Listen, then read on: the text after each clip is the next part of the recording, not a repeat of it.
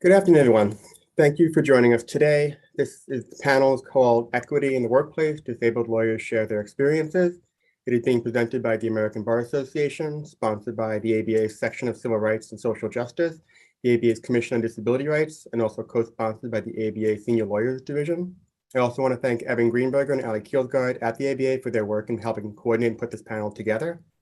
The focus of this panel is disability inclusion in the legal profession.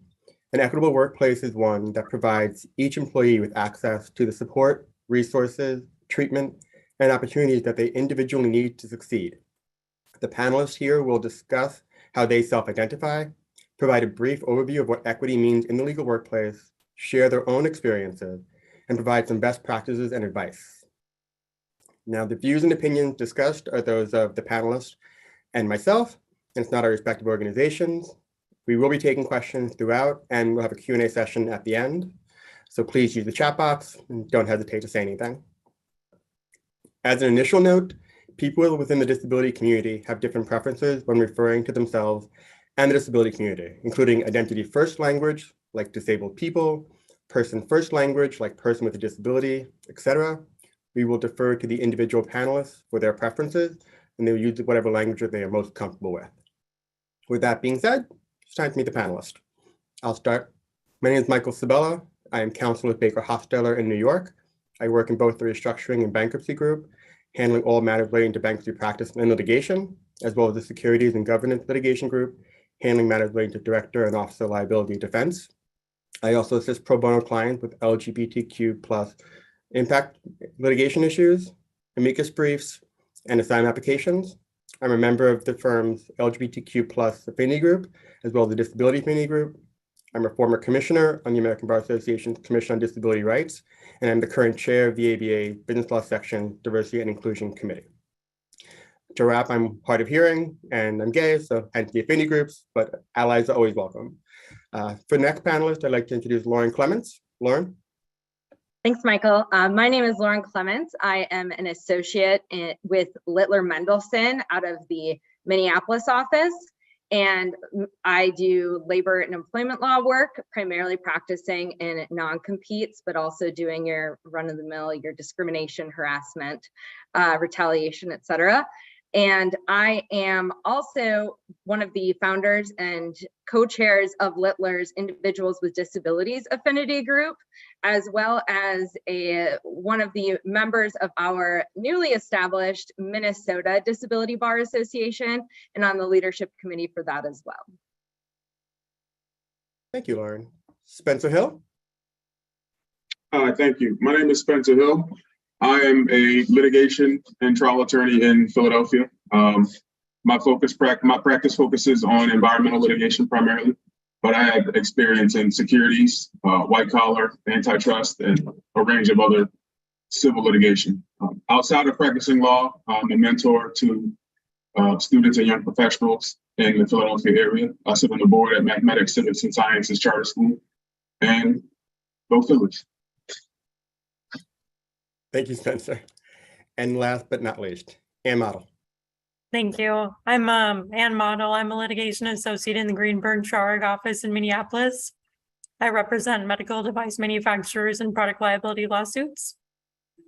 I, along with Lauren, am one of the founding members of the Minnesota Disability Bar Association, which is a brand new state affinity bar to support disabled legal professionals. And I also have a mobility disability and use a wheelchair. Thank you, Ann. Thank you all for joining us for today. I'm looking forward to hearing what you all have to say. So before we start the actual panel, I think some context would be helpful to the viewers and everyone participating. So it's important to understand what we're talking about when we refer to disabilities. There are what's considered visible disabilities, which are someone using a wheelchair, wearing hearing aids, or glasses. There's also non-apparent disabilities, which are not apparent from the outside, but could still interfere or impair a person's ability to participate in certain day-to-day activities. This could be examples of like ADHD, PTSD, or Crohn's disease. Simply stated, you don't know if the person next to you has a disability or not until they tell you. Now, there are approximately 61 million people in the United States that have a disability. Yet only 19.1% of that group is currently employed. Of that percentage, the legal profession, which is what we're talking about today, that share of employment is staggeringly low. A report from the National Association of Law Placement noted that 1.22% of all lawyers identified, keyword identified, as having a disability, including 1.07% of partners and 1.25% of associates. With that in mind and these statistics, I'd like to ask the panelists what their thoughts are on those, and I'll start with Spencer. Okay, so I have a few thoughts. The first is, it seems like that statistic focused on law firms because it gave statistics for partners and associates. But I do know a few disabled lawyers who are solo practitioners, and I wonder if they've been included in that stat. Another thought that I have is, it gives me pause about our profession because it indicates that the law as a profession is slow to change, right? And there may be some barriers to entry that make it more difficult for disabled persons to become lawyers. And so what we have to do is first, if that's true, if there are barriers to entry and the law is slow to change, we have to figure out what those barriers are and why the profession is slow to change. And when we think about that, then we can really start to address the problem. Thank you, Spencer. And to your point, it's a great point. The reason why I didn't reference solo practitioners, because the study actually didn't take those statistics because they couldn't get the information, or they didn't look to get the information that they needed. On similar note, it didn't include government attorneys, nonprofits, or in-house counsel for those same reasons. So it just shows that sometimes the statistics themselves don't actually show the true reality of the situation. Lauren, what are your thoughts? Yeah, I think to your point about the statistics not necessarily being accurately representative, I think it's an even larger issue that, one, individuals don't necessarily feel comfortable disclosing their disability. And so even though, for instance, let's say I have a physical disability, which I realize I failed to mention in my intro, but I have a physical disability and it may be apparent, but if I get a form or a survey, I may not necessarily feel comfortable disclosing that. Now, you go an added layer of, let's say you have an invisible disability where no one even knows, you're not going to disclose it. There's a ton of stigma and issues that are surrounding the concept of being disabled, particularly in the legal community. I think the other piece of it as well is that disability is so widely defined. And I think there's a lot of people that maybe would quote unquote qualify in terms of disclosing their disability, but they don't view themselves as having a disability. And so I think the statistics are skewed in many different manners. But at the end of the day, when I look at the people around me, whether or not they're disclosing it, I mean, it's not often that I look around and I see a whole bunch of other attorneys with disabilities. I'm having to, intentionally find those peers of mine who can relate. And so I think it's a twofold issue in the fact of these statistics aren't necessarily accurately representative because I don't know that people are disclosing, but I also think that it's certainly a very low number when you're looking at it in terms of the lawyers at large.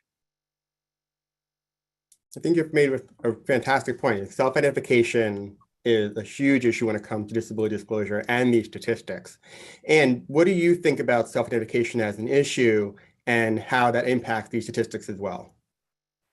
I am a huge fan in general of tracking this data, and I know what we have now is not going to be incredibly accurate, but I think there needs to be a start where firms include disability as a type of diversity and as part of their diversity surveys, because I think disability is sort of having a renaissance movement in terms of the diversity aspect. And so I think it's, firms could start tracking that. I think slowly these numbers will trickle up. I think there is still not a proportionate number of attorneys with disabilities compared to the general population that has disabilities, but I think you have to start somewhere, and hopefully if you can see that there's other people at your firms with disabilities, then maybe you'll disclose the next year and someone else will disclose the next year. So just it just needs to be started.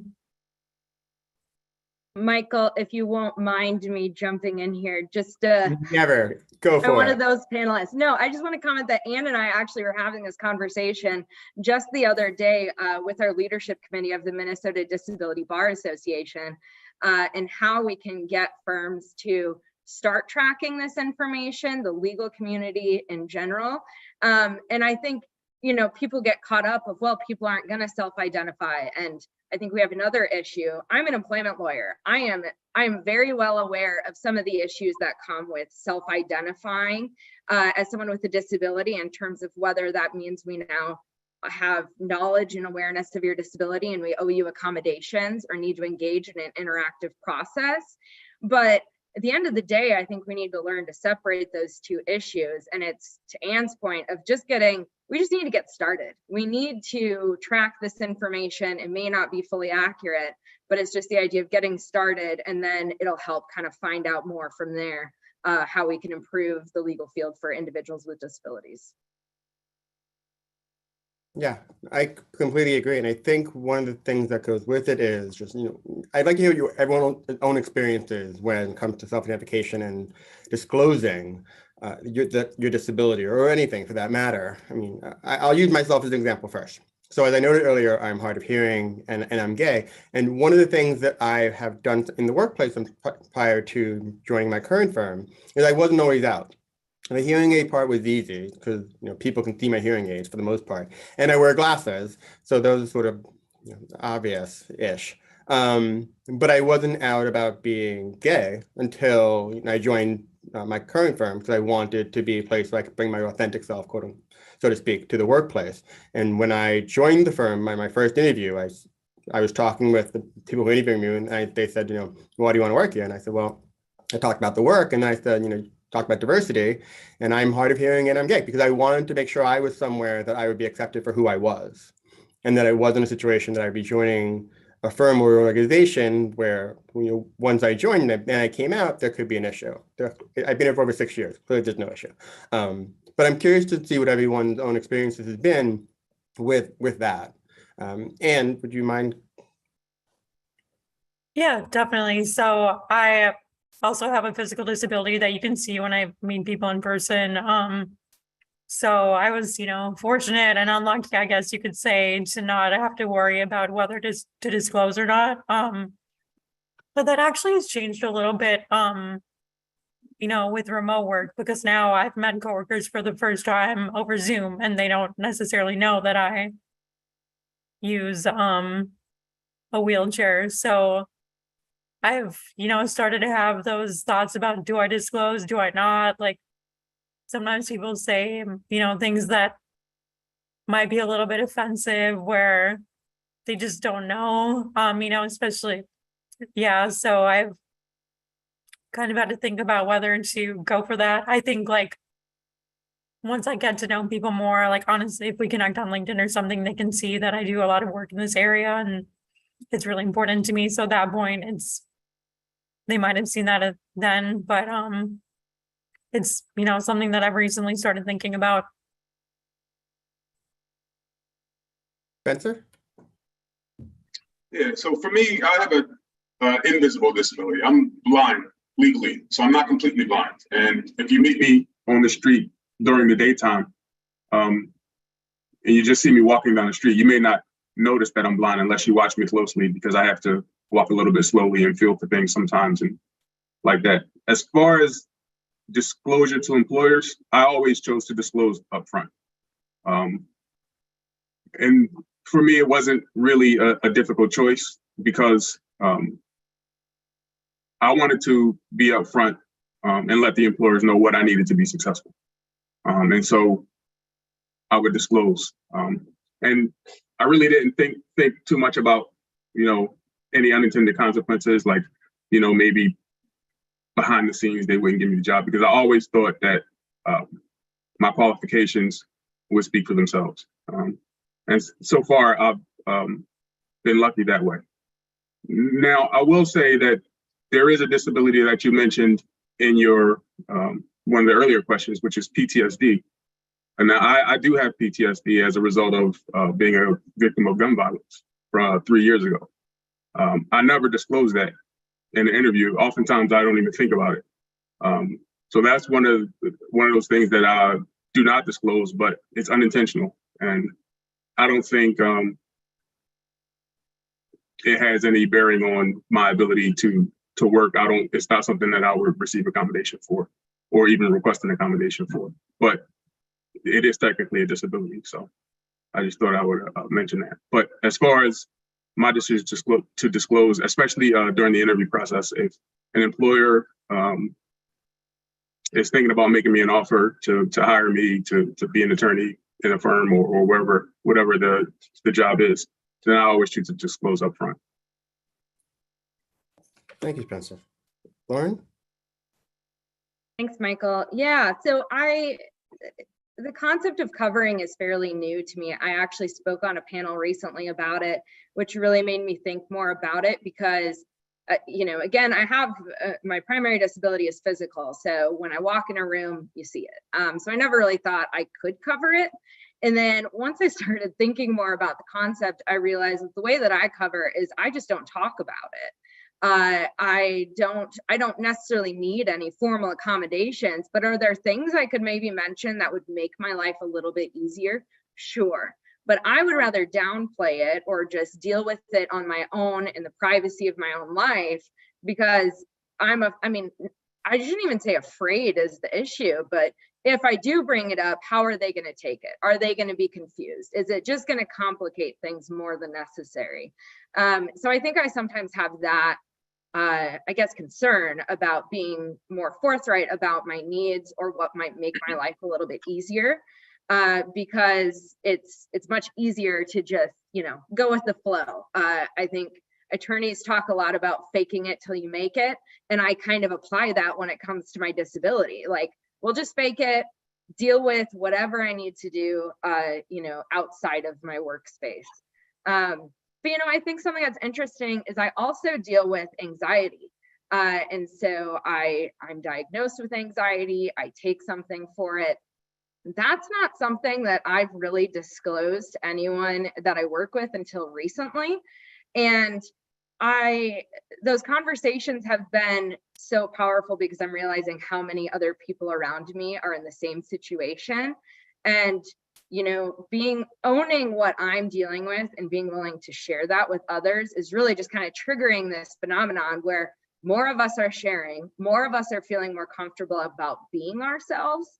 And so it's less about, needing accommodations or anything like that, but it's just the ability to feel like, okay, I don't have to, hide anything about myself. And so that's been really helpful and powerful, just to kind of get those conversations out in the open and not feel like it's a secret anymore.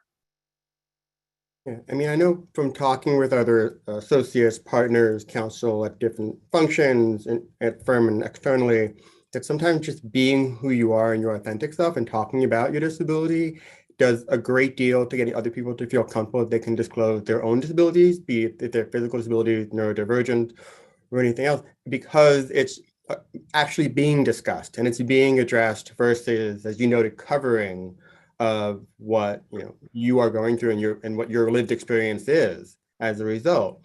And that in itself then fosters greater communication, both amongst the employees and management of law firms, companies, agents, government agencies, what have you, because then it's not just, oh, I don't think we have anyone here that has a disability. It's like, no, you have maybe tons of people that do, but they're just not disclosing or they're not identifying. And as a result, you don't realize that that's what you have to deal with in terms of knowing that you have that kind of staff. When most staff, a ton of people with disabilities through all sorts of walks of life, different ages and everything. That's the importance of self-identification, the importance of bringing your authentic self to the workplace, because then you are showing others who are already there and those coming up in behind you that, we can have this conversation. We can talk about this. And that's why this is an important conversation that we're having today. Someone put in the Q&A, so I'm just gonna take a second here. I'm planning on starting law school next year. Is this something that I should consider before getting into the legal profession? And I'll throw this open to the panelists, whoever would like to take it first. To be concerned about it before entering the legal profession? I mean, I So I'll say that, I've had anxiety for many, many years. And I had an advisor in undergrad who was, I mean, he was phenomenal, but he was also very real and very direct. And he said, you've got to figure out how to manage your anxiety if you want to go to law school, because it's going to be stressful. It's going to be challenging. It'll be long days, and you need to have those mechanisms in place to kind of feel at least stable with it and know how to manage it. And I would take that to heart in terms of all of my disabilities, in terms of, I think it's important to kind of be comfortable with yourself and being ready to manage it. But in terms of entering the profession with it, no. I mean, I had a hip reconstruction my second year of law school, had my mom move in with me, driving me to my clerkship every day. I mean, you can make it work. It's not easy, but I don't think it necessarily means that you need to be, considering that in your path to law school. It's just, the idea of being comfortable with yourself and maybe what you need to be successful. But those would be my best tips, is just being prepared with yourself and knowing what that means for you, and knowing maybe what you do need to ask for, and get the support that you need in order to be successful. I would also add, I think disability discrimination can occur in any job field. And at least if you go to law school, then when you run into personal legal issues, you can say, I'm a lawyer, like, you need to deal with me on this. I like playing that card. It doesn't always work, but I think it does help, because we run into so many issues with different organizations where knowing your disability legal rights are important. So at least it gives you a little bit of authority. Yeah, I agree. I'm a lawyer always kind of helped to get things a little bit smoother when issues come up. And then I'm a litigator. So pre-pandemic, I was in court often, and sometimes it's hard to hear the judges.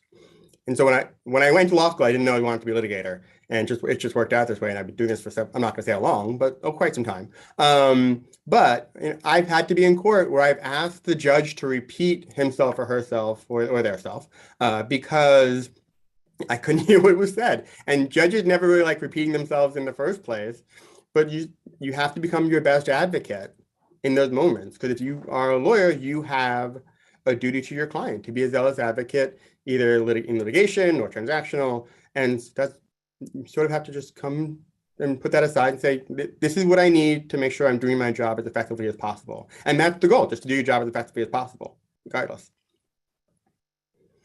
All right, so I'd like to talk about one thing we touched upon, which is workplace accommodations. And accommodations are those that help employees perform their job functions to the best of their ability and to level the playing field. And I like to address this in two parts. So for the first part, what are the best ways that employers can message to their employees that accommodation could be requested? And Lauren, I'll start with you. Sure. So I feel like I could have an unpopular opinion on this, and it probably stems from the fact that I am an employment lawyer representing businesses. And so along with just my personal philosophy on this, in terms of, I think there's two different buckets that, people need to remember, as well as employers, and I think employers are typically considering this, is that you have your one bucket of support, right? There's a lot of power and value to come from having others around you that you can, feel like you can go to with concerns, feel like you have, that camaraderie. And then you have this other bucket of accommodations, formal accommodations that are required under law that employers need to provide. And so I think it's important to keep those two separate to some extent, because it's going to make employers feel a little bit more comfortable about providing that support if they realize that just because they provide the support doesn't mean that they now have to dive into all the accommodations or, go to that process. So what does that mean on how employers can be better about this? I think employers need to be really good about putting it, on their website, making it clear.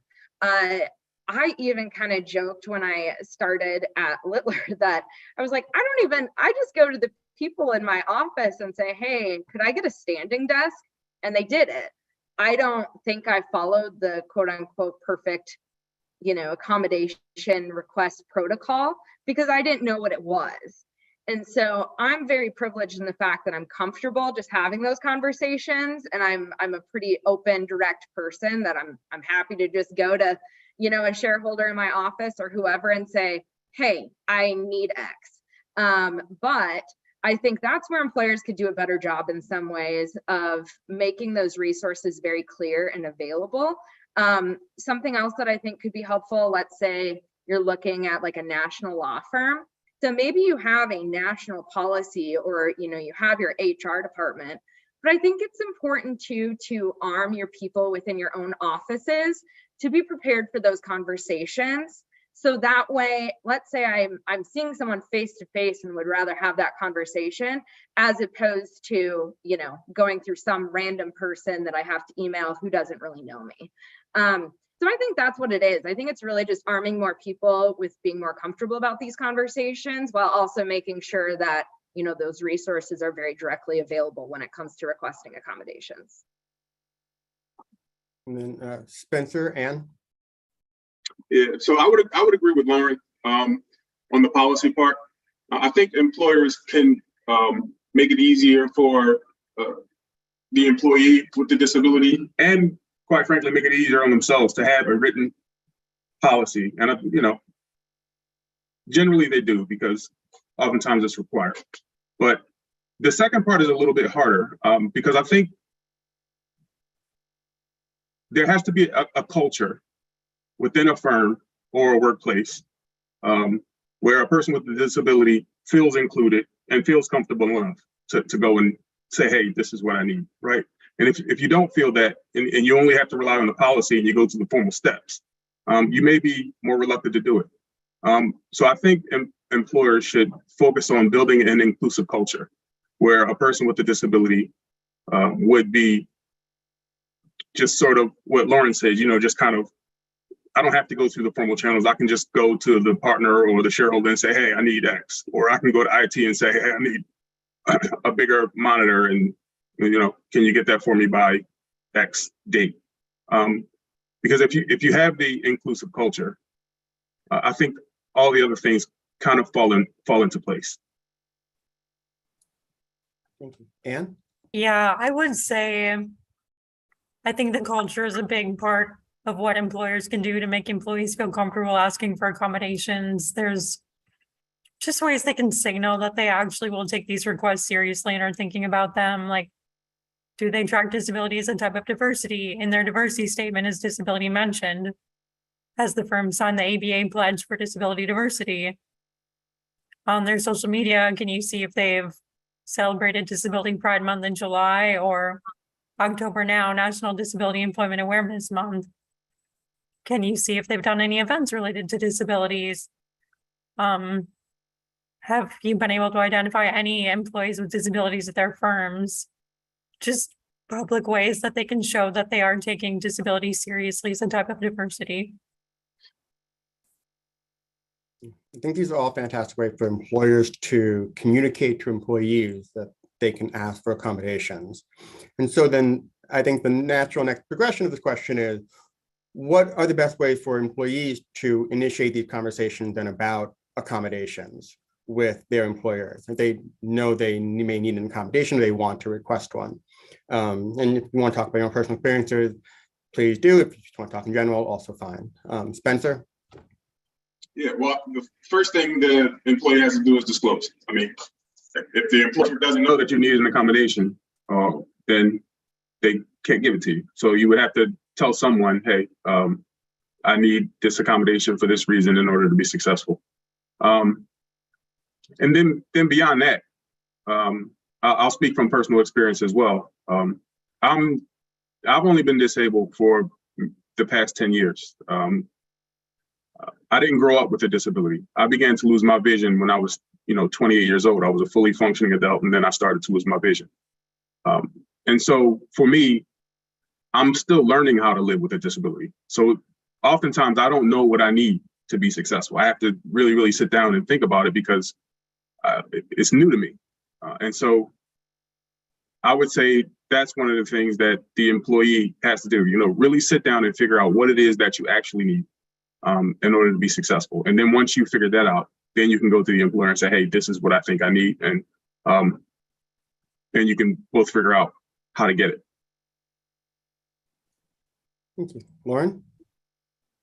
And so it's such an interesting comparison because, of course, I was born with my disability. And so I've spent my whole life, I mean, I start a new school year, I go up to the teacher, I said, hey, I'm Lauren, this might come up, I might fall down, I might need this help. And to where it's just ingrained in me that I've spent my whole life, you know, approaching those conversations. And so it's interesting because I think it's natural for me in a lot of ways. But with that said, I also think that the legal field has, again, this stigma of if I tell you this, then you're going to automatically view that I have a weakness or that this is going to be more challenging. So I've been a little bit more careful, I suppose. But at the end of the day, I want to share, I guess, an experience I had that kind of shifted my view on, you know, asking for accommodations just in this last year.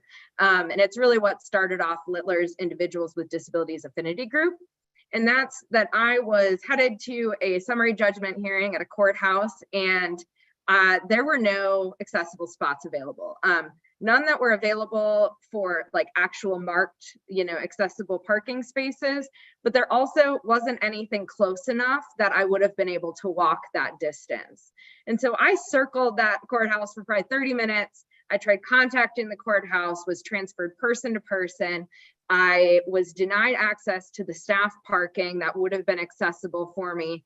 And quite frankly, I ended up having to just go back to the office and wait for the shareholder to say, sorry, I couldn't make it, and was ready to face the consequences.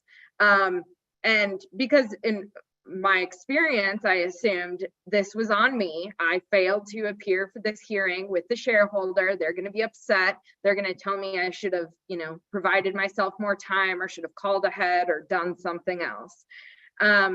And instead, the shareholders and, you know, my colleagues, their reaction was they were appalled and really frustrated that I faced this. And they took action immediately in contacting the chief judge, contacting the courthouse. And the courthouse was immediately receptive of taking action. And within a few days, there were new handicap spots posted, a direct phone number on the website. I mean, their steps were taken.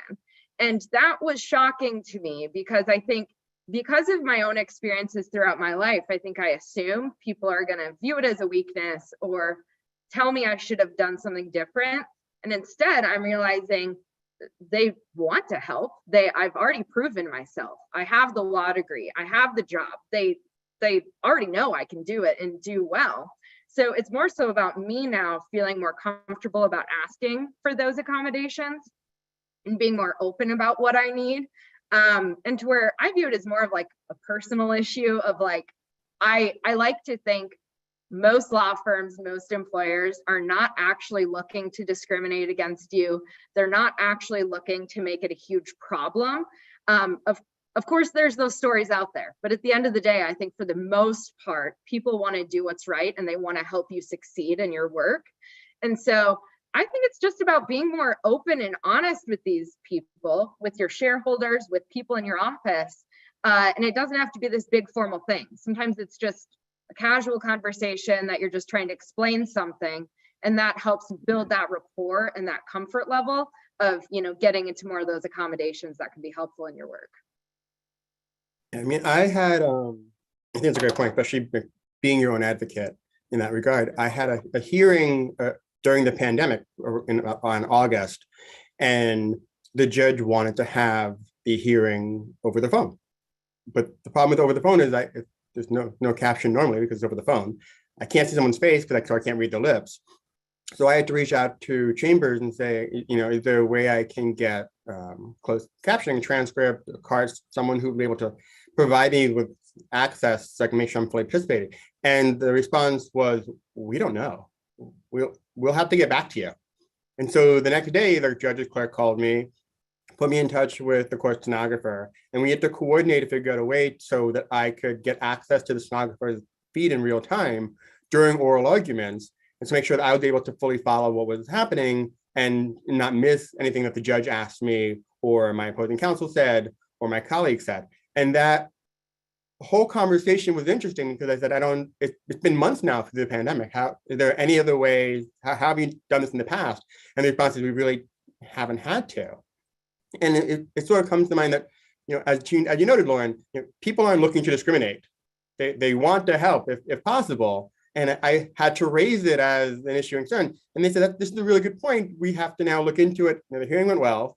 I won the motion, yay. But the point is that they came back and said, all right, we're going to look into this now to figure out ways to make it more accessible to people who want to participate in hearings when it's not virtual, there's no Zoom closed captioning, there's no stenographer in the office.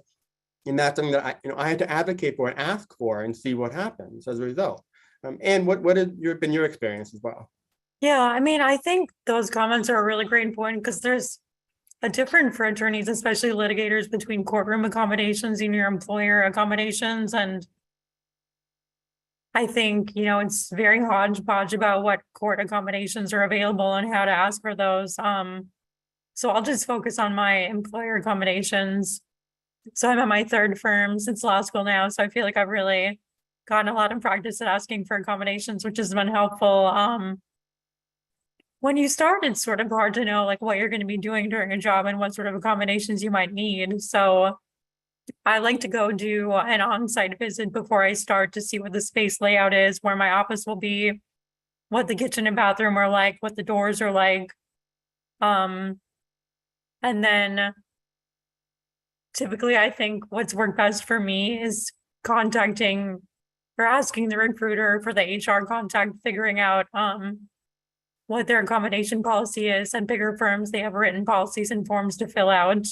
I like to do written requests, just, I don't know, that's that lawyer part of me that likes everything to be very formal. So at my current firm, I, wrote all my accommodation requests and I wouldn't accept my offer until I found out that all my accommodations were approved.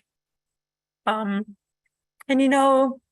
there might be additional accommodations I might need in the future. My disability is progressive. And we'll see what happens at that point. But that's been my experience. I've been lucky to not have any of my accommodations denied, but I think it is sort of an art in figuring out what to ask that will work best for you. One additional resource I can recommend is the Job Accommodation Network. I think they do a great job of listing available accommodations that other people have had success with. And I want to touch on something that you all mentioned in different ways, but the coming to terms with your disability, being born with it, coming to it later in life, and then navigating what that experience is like.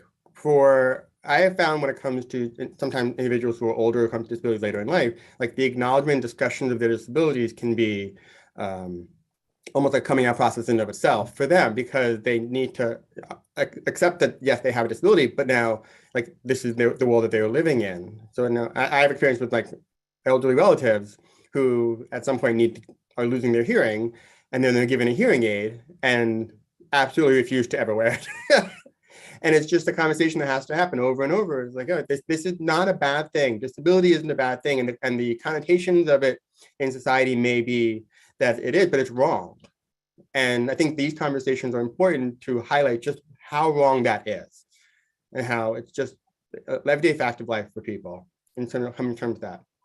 And I want to flip that now to discussion about the COVID pandemic and what that has been like for individuals with disabilities and how the legal industry had adapted to the pandemic as a result, and then what that impacted you on your respective practices. And would you like to take the first crack at the question? Yeah, I mean, I think in some ways it's been great for people with disabilities, specifically remote work, and in other ways it's been awful. A lot of people with disabilities are a lot more susceptible to longer complications from COVID.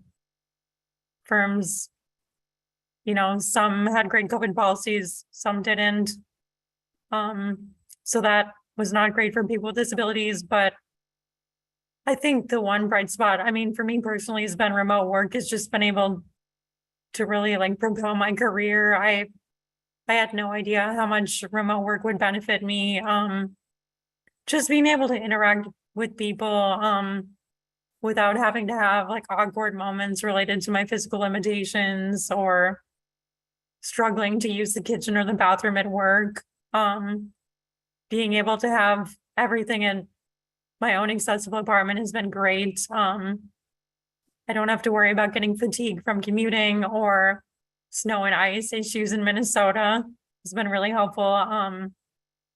And I think remote work has really benefited a variety of disabilities, including, other people who need more quiet environments, or just, their own environment has been really helpful. So I just really hope that when employers are making those decisions about how many days you should be in the office, they take some of this information into account as to how the flexibility has really benefited people. Spencer? Yeah, so I think the COVID pandemic and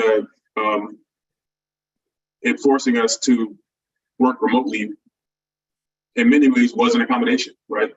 And I know for me, Michael, I'm actually one of those people who are who you were talking about a few minutes ago. I'm guilty of not really wanting to come to terms sometimes with my disability. For example, I have a walking cane, a red and white walking cane, to help me, guide through when I'm outside.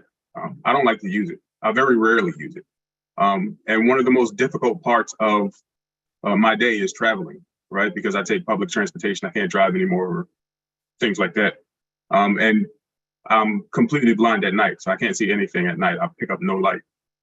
So traveling at night is very, very, very difficult for me. But what the pandemic did was eliminate that requirement. There was no travel requirement. I could just log in. And so that's an accommodation. And now that I know that working remote is easier for me, it is one of those things that I would request as an accommodation if, I was at a workplace that required, full-time in office 5-6 days a week. I would request, 1 or 2 days of remote work. And so that's one of the COVID pandemic showed me that that is one of the things that I actually need, because I lose a lot of time traveling because of my disability. Lauren? Yeah, so when COVID hit, I liked working from home even prior to COVID. In college, I preferred to study at home versus the library. I just thought it was my own personality. Didn't really think of it necessarily in relation to my disability. I just thought I liked curling up on the couch with my sweatpants and, my dog, and that's how I was productive. And then COVID hit, and I genuinely believe that I experienced what true equity looks like. To both Spencer and Ann's comments, it was like, I didn't even realize that some of these issues were playing into my day, the transportation, the just the energy it takes to get dressed and ready and out the door and carry everything, and having to walk around the office. Suddenly, and even now, on Zoom, my disability is gone, right? You can't tell I have a disability. And so I achieved equity. And it was, to this day, it's like, that was the greatest time in my life in terms of my career of like, wow, I felt like what it's like for everyone else to just do their work. Like, that's all you worry about. Now, I wish I could say that I could just go and tell my employer, like, hey, you know what, that whole work from home situation was great. I want to continue doing that. But I wouldn't feel that same equity, because I think what helped me feel that was everyone else was at home too. It's not that my colleagues were in the office hanging out and I joined by Zoom, because now I'm, in that other category again, right? Like I'm different from everyone else. And so, and I'm also a very social person, and I love the people I work with. And so I want to be in person. So it's been kind of a struggle for me, because I think, I'm confident that my firm would be supportive if I wanted to navigate working from home more. And even now, I'm still on a hybrid schedule, but I can't imagine not being in the office at least some. So COVID almost just kind of caused me this internal struggle of like, darn, like I wish I could have that feeling of equity all the time. But also realizing, that there's some reasons I don't necessarily just want to automatically go to that accommodation. So I think that's kind of where I'm at. I noticed we had a few questions on my whole parking situation, and I just want to be sure to address those quick.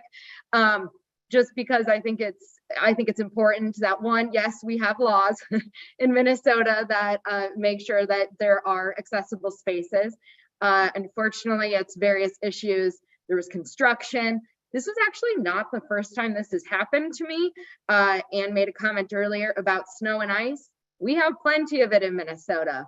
There's a different time where unfortunately they plowed the snow, and it was actually the pile of snow was in the handicap spot. So, it's various issues, and it's things that people just don't realize how big of an issue it is.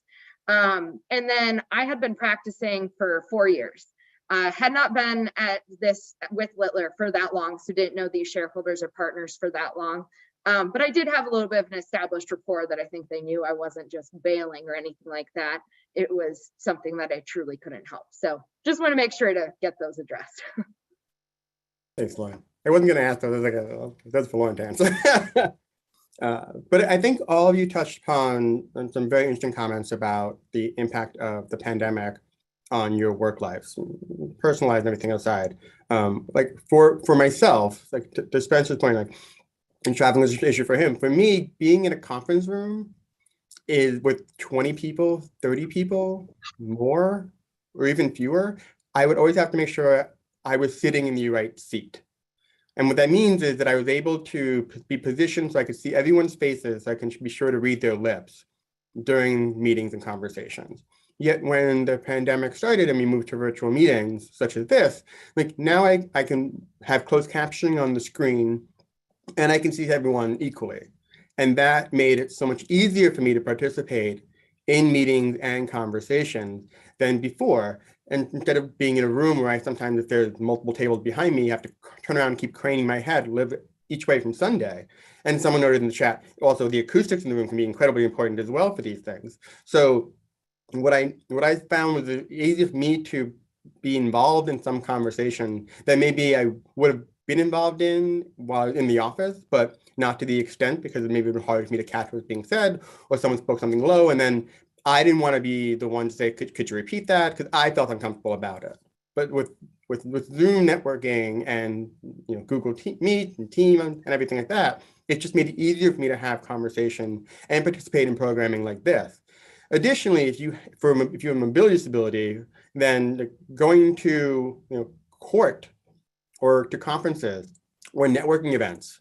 I mean, those are things that when the pandemic when it had just started and still is going on to this day, the accessibility that was provided to individuals to make sure that everyone could participate, that as Lauren noted, equity in participation was astounding. And that you were able to join all of these things and you didn't feel like you had to manage how to go about getting there or how you're able to hear in a crowded restaurant or a conference room or whatever it would be. And so what I saw from the pandemic was this was what people with disabilities have been asking for a while, the remote access to certain things, as well as other accommodations that were widespreadly used by everyone in the legal profession and beyond to the extent that I was able to use them. And with the push now for a return to the office environment, the question is, what accommodations will remain that were provided so readily when the pandemic was in its heyday at the moment. And that's sort of an ongoing conversation and discussion that is happening, I'm sure, at our level, but also at level of management at different companies and law firms as well. Someone had raised in the Q&A a question about, being brave and, confronting your work life while having a disability. And I kind of want to touch upon that, what your attitudes towards, doing your jobs and, making sure that you're doing everything to the best of your ability. What do you all think about that? How do you tackle that for yourselves? It's an open-ended question for anybody to ask. I'll start because I'll start. So I just push through it. Sometimes, look, I have imposter syndrome some days, and everyone does. Like, am I good at my job? Am I good at what I do? And some days I think I am, and some days I think I'm not. And it's just something I everyone has to address and come to terms with on their own. Like, there's no right answer. There's no wrong answer. Everyone's journey is their own. Everyone's experiences are their own. And that's sort of the mentality that I've taken towards these things, that, you know, I do the best that I can, to the best of my ability. And then some days I have good days and some days I have bad days. And that's it. I think that's fair. You know, I think there are situations that could kind of make you question it. For instance, I had an experience that had me, you know, fully question my legal career altogether. I was ready to go explore a new career as a dietitian, which really makes no sense if you know me personally. But I was like, I can't do this anymore. And it was because some other people put doubts in my head that I thought, you're right, I don't know that I can physically keep up. I don't know that my disability allows me to bill at this level.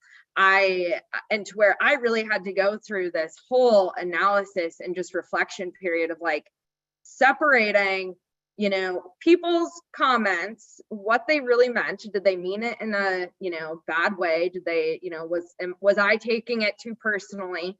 Was it true, right? Or am I just overthinking it all together, which really kind of mostly ended up being the answer, was that I was just overthinking it and psyching myself out.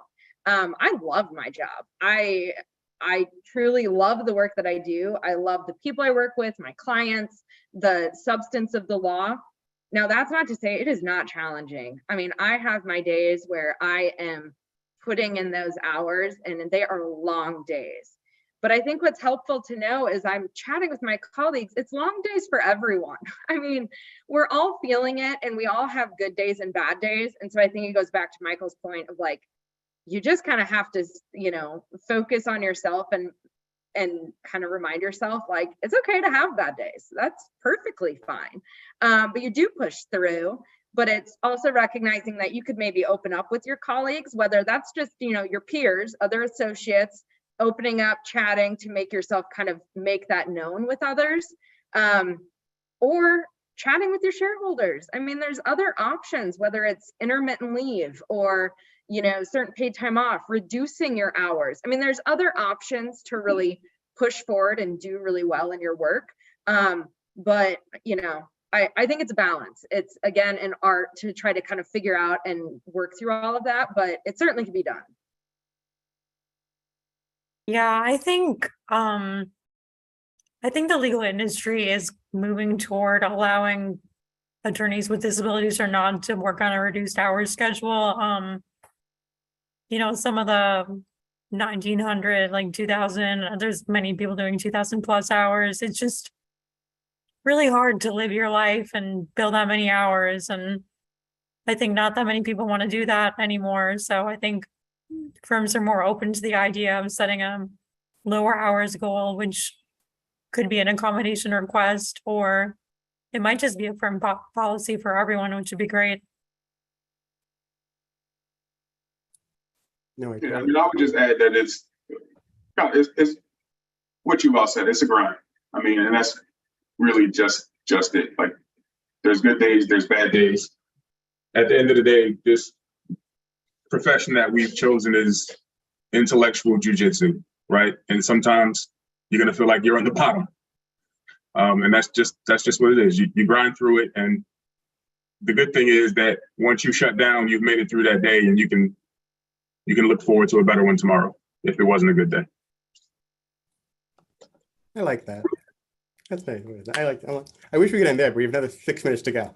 All right. So I think a comment in the chat or a quick Q&A was about allies and the importance of allies for people in our community.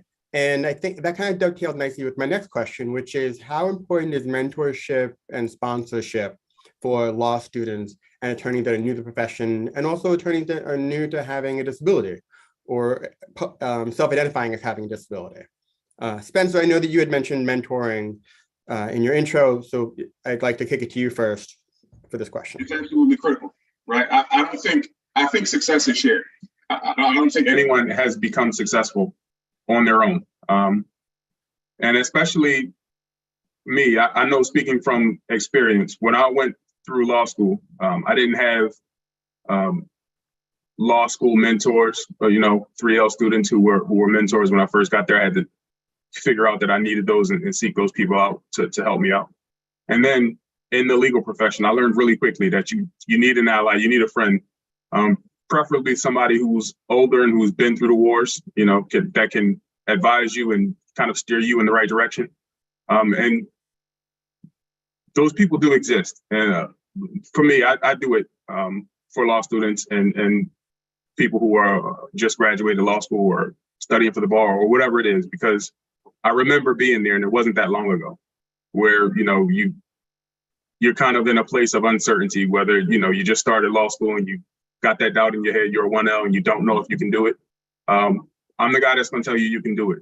I'm going to tell you how I did it and I'm going to help you figure out how you can do it. And when you graduate, I've been practicing for a few years. I don't know everything, but I know how to help you get from where you are to where I am now. And so I can be that person to help you. And if you let people know that you want a hand, people will give you a hand, right? If you're willing to help yourself, people will reach back out.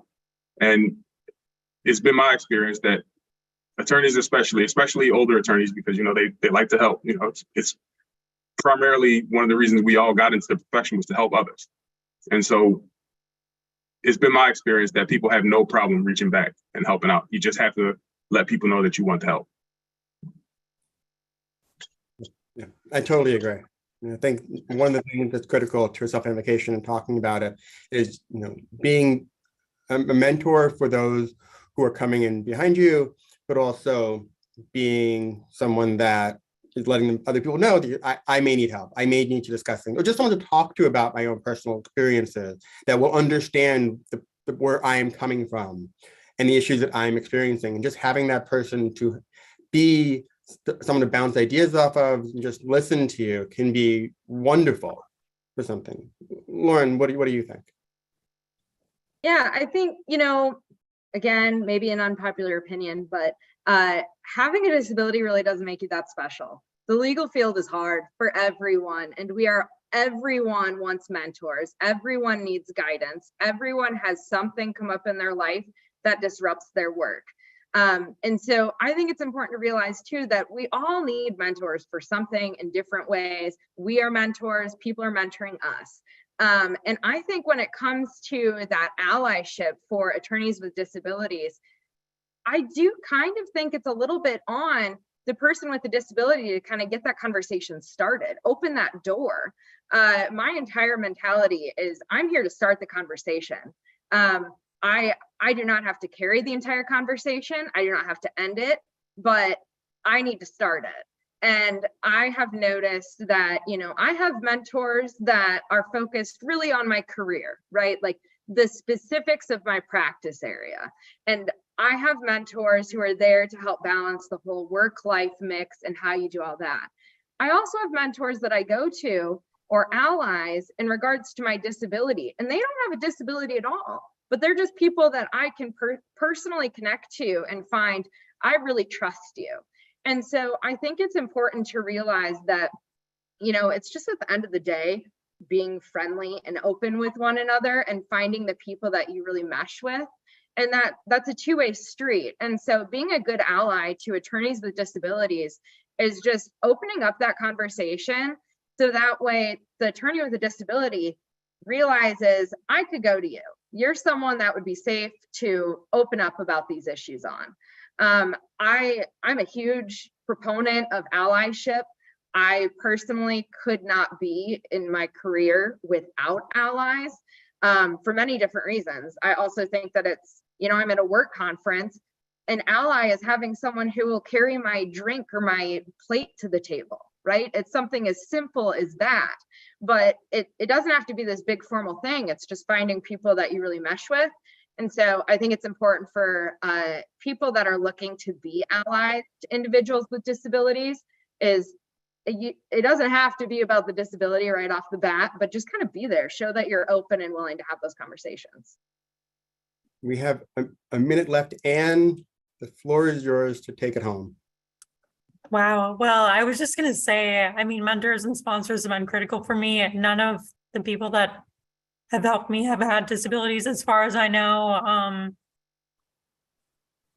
I think it's just really important for you to find someone that you can mesh with that can view your work and view you without that implicit bias that we all have some of, but just, and maybe like wherever you're at might not be a great place where you can find a mentor like that. In that case, just keep trying, but they're just crucial for people with disabilities, and there's not that many of us, so it's really important for people to act as allies and support. Thank you, Anne. And at that, we are at time. Spencer and Lauren, thank you so much for your perspectives and thoughts today. Thank you to all the attendees for joining us. This recording is going to be shared with everyone who registered for this program. It's also on the YouTube channel. Thank you to the American Bar Association for putting this on and for the sponsoring, and Evan Greenberg and Alec Kielsgraf for putting this all together. Everyone have an amazing day. Thank you.